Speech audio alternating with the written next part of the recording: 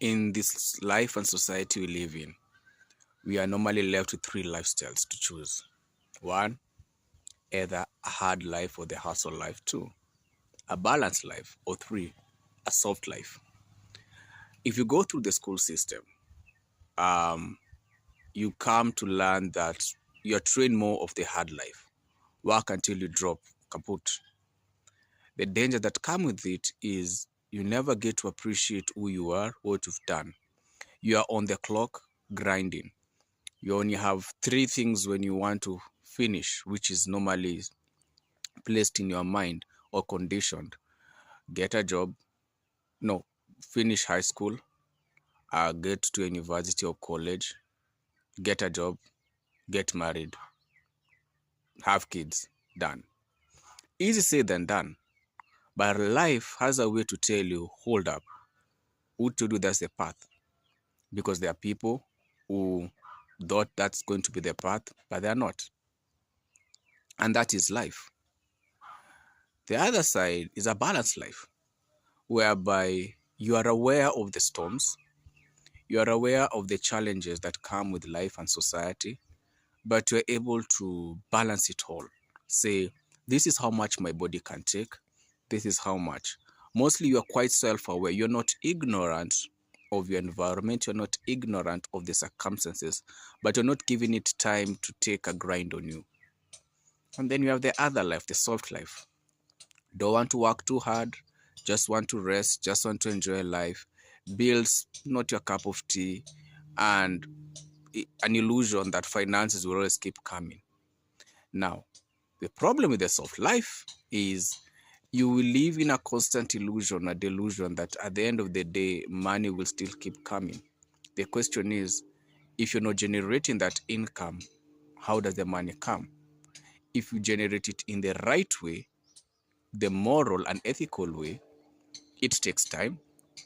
It takes progress and processes, but eventually it does generate. And again, it depends on what you are, depending on the skill and the talent of that particular thing that is generating it.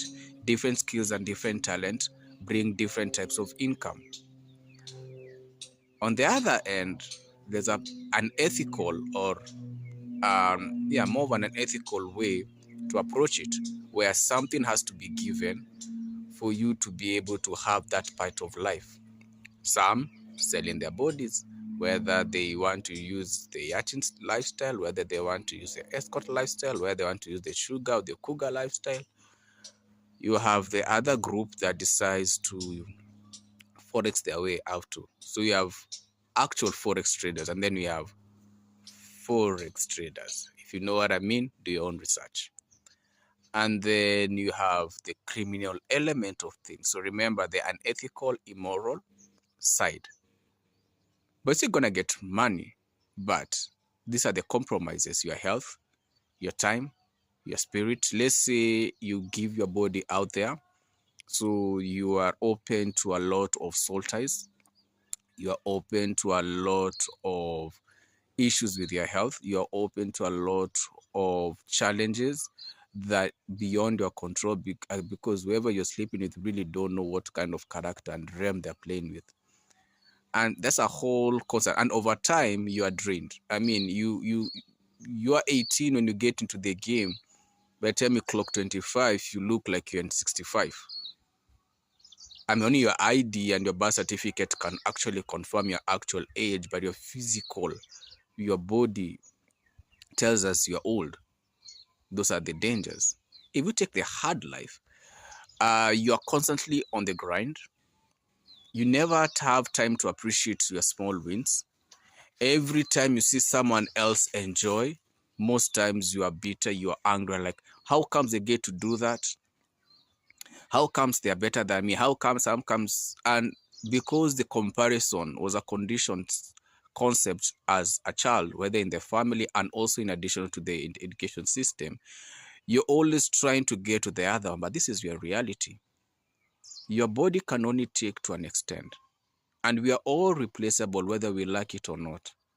When you get ill, let's say you're working for a company and you're on your sick leave, someone will step in on that position that you are working for to to try and cover up so that by the time you get a sick leave, present a sick of back, that the job never stopped. Now, put a scenario whereby the person who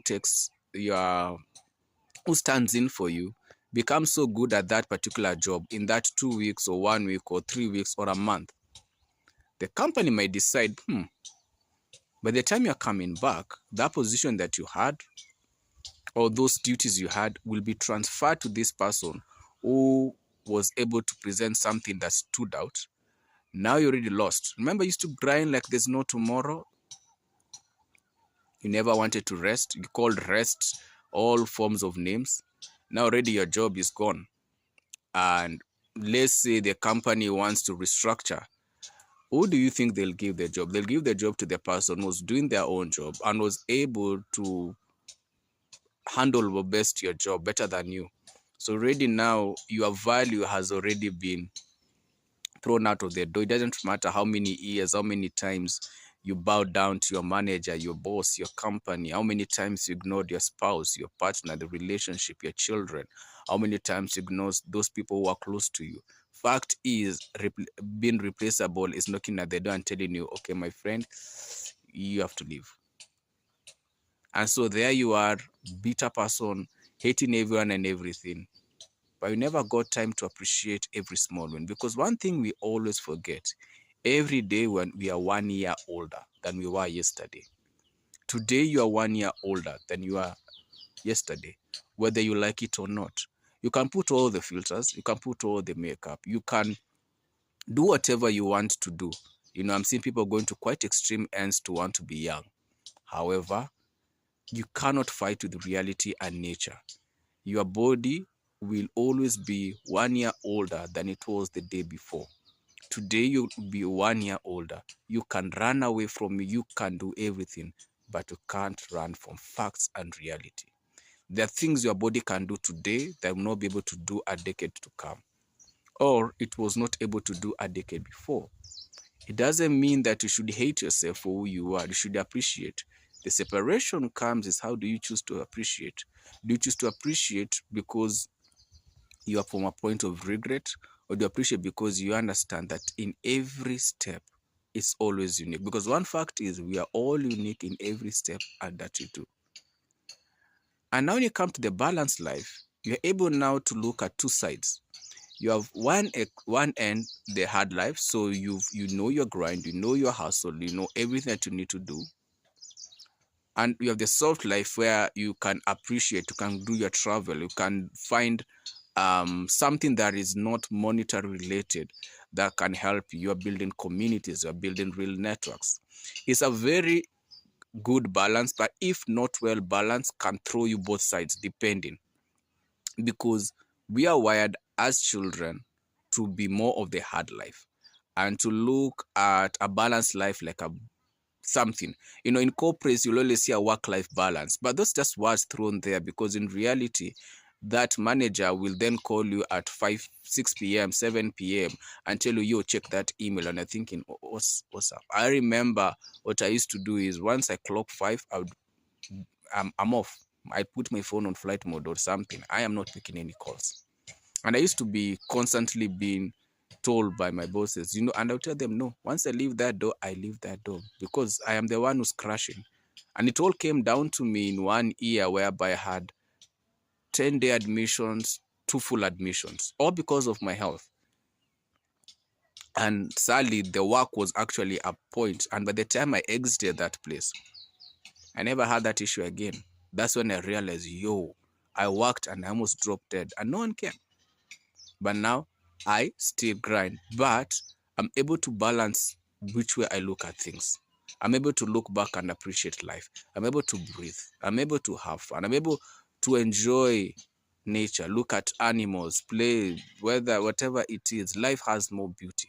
So yes, if you're not careful and cautious, we can take one life and get lost in it. But the best lifestyle, make it balanced, because today is not promised, tomorrow is not promised. That work goes. Your body, your health, your identity can be wiped out depending on which extreme you take, whether it's the hard or the soft. At the end of the day, you are a person who has value. You are someone who came into this world. You yourself represent a generation. You represent a community. One person is able to save nations because every person represents a community, an identity, a religion. That means each one of us has a lot of value. So do not put yourself in a situation where your mind, your body, your spirit is in constant battles and you forget that you are unique and important. Love yourself, love yourself enough to remember which lifestyle is best. Have a balanced lifestyle and appreciate every small